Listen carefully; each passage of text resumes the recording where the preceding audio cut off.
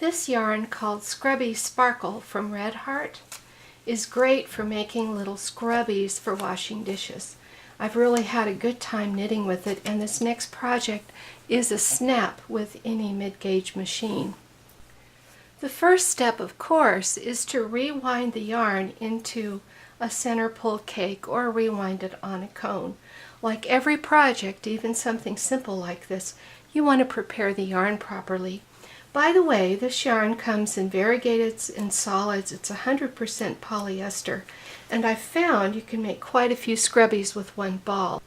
The carriage is on the right, and I'm going to arrange my needles. So I'm going to start from number 20 right and work over to number 19 left.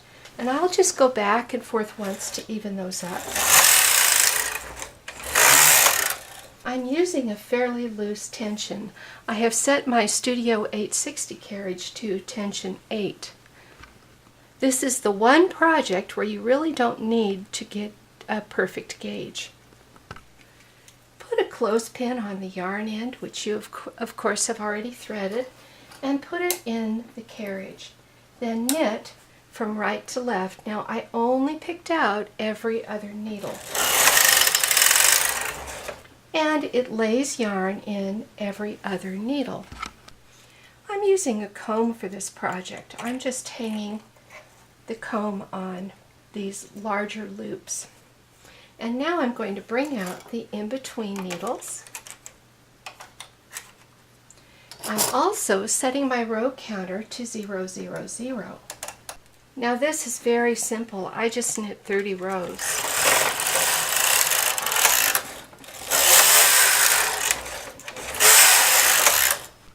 My simple rectangle is knitted, and I'm going to sew it off the machine. To sew off, I'm going to use a needle and take the end of the yarn and run it through each of these stitches. So I start by cutting myself a tail. I don't need a really long one. I need about a foot perhaps. And then pull that on out of the carriage. I'm going to thread it in a yarn needle. And then I like to do this with the needles in hold.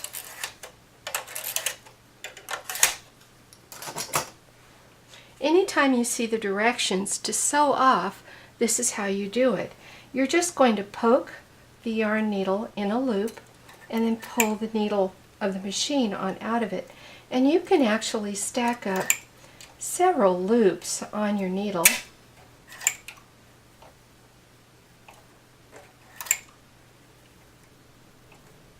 Before you even bother to pull the yarn through.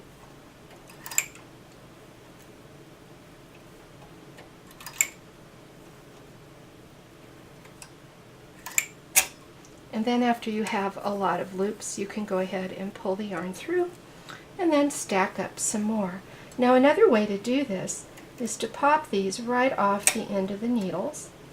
This is even faster. The first method was a little bit more secure.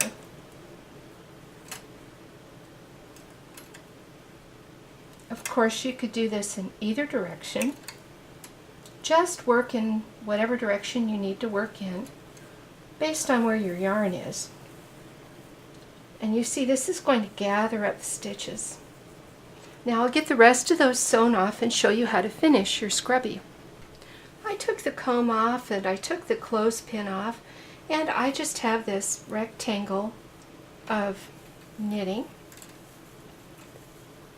It wants to roll up. Now the purl side of this is scratchier.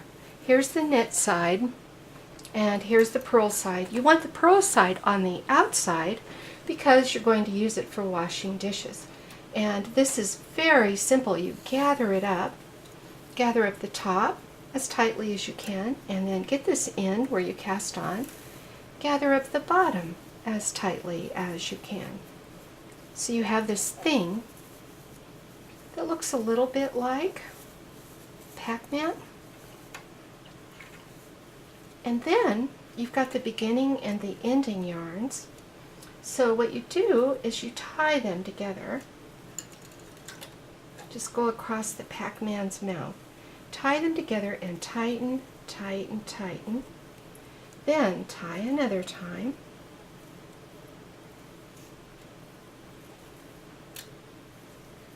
Now, you could use your Scrubby this way, but I like it better sewed into a little flat flying saucer shape. So I'm going to put a seam that runs from here and then to here, sewing this together into a circle.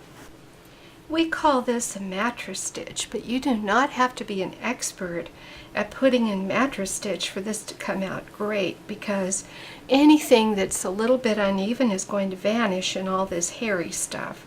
So basically you take one of the ends and put it in a needle and just go in and out under a couple of threads on one of the sides that you want to sew together.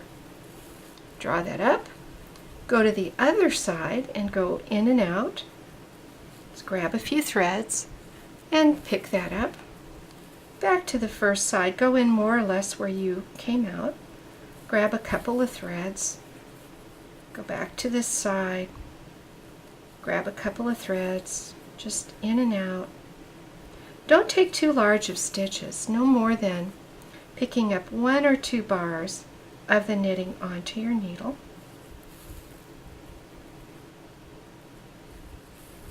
And just try to poke your needle back in where you came out and stay fairly close to the edge. And then every so often give that a tug, and you see the stitch is making this close a little bit. So I'll keep stitching so that you can see just this dip that I take, this sort of rock, in and out, grab a couple threads, go to the other side, in and out, grab a couple threads.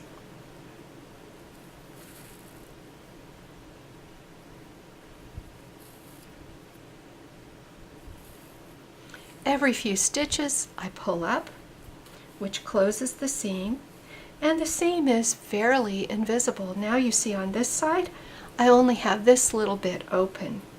So I'm going to take a few more stitches and close that.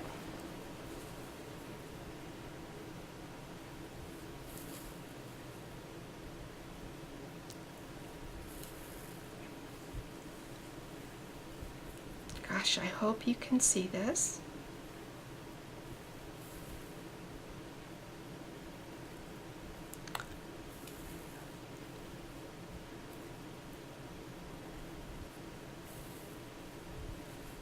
Now when I get to here, see it's folded over, so now I'm just turning it so it's sort of end up and getting on my way, just going right around the curve of where this folds.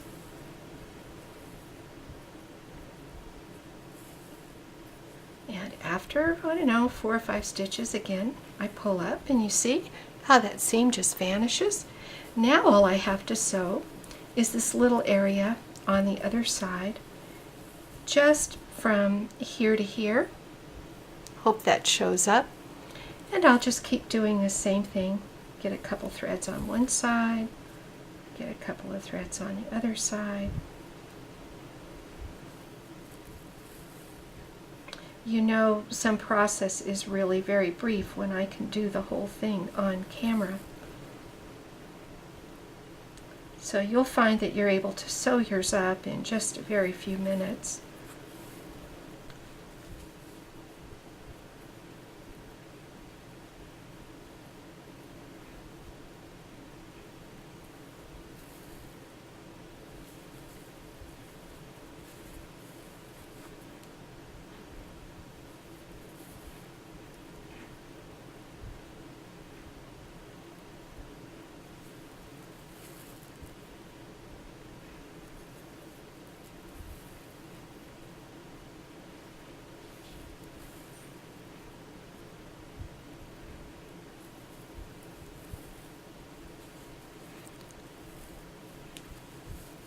Now, that's that. You only have the 2 ends to hide, but see how that seam pretty much vanishes? The yarn is so hairy and weird, the seam just goes into it. I like to take one more knot just for security. And then really, with this stuff, all you really have to do to hide the end is just poke it in the middle and take a few stitches.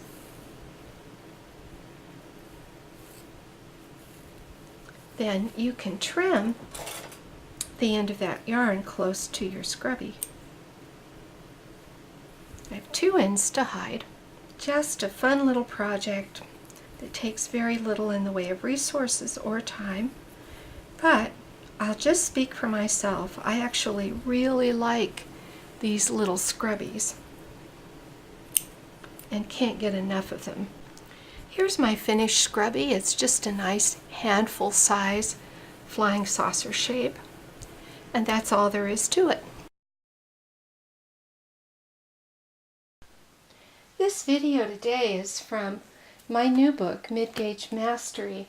It comes with 2 DVDs, so it actually has 5 hours of video that show how to make all these projects. And here are the projects that are actually in the book. It's a progressive project book, so the easiest beginner projects are at the beginning of the book. Now there is a very large afghan with a cable join and a cable edge on it. So here is the cable looking edge on that. Then there is a baby afghan with the worm join and the worm edge. And then this baby blanket actually has a heart shaped join that is very deep, dimensional, very pretty, and a matching heart-shaped edge, like a string of hearts. Then I have the Scrubby, quick little project, and if you're fascinated by diagonal knitting, you'll like this diagonal scarf. I have a hand-tooled lace shawl after that. This is a big triangle shawl with a remarkably nicely mitered corner on it. Just hand-tooled lace done on your mid-gauge machine. Then there's a baby outfit, pants, and a sweater. This is the girly version, and then here's one in another color scheme, the pants and the sweater. There's a warm ear flap hat, and then there's the baby version of the hat. I have quite a few sizes of the hat. Here's a baby version of the hat that has a little kitty face, the baby kitty hat.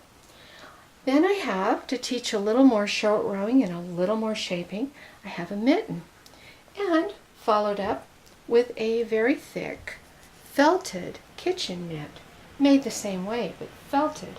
And I finished the book with a sew as you go ankle-high sock. The book's available at www.dianaknits.com.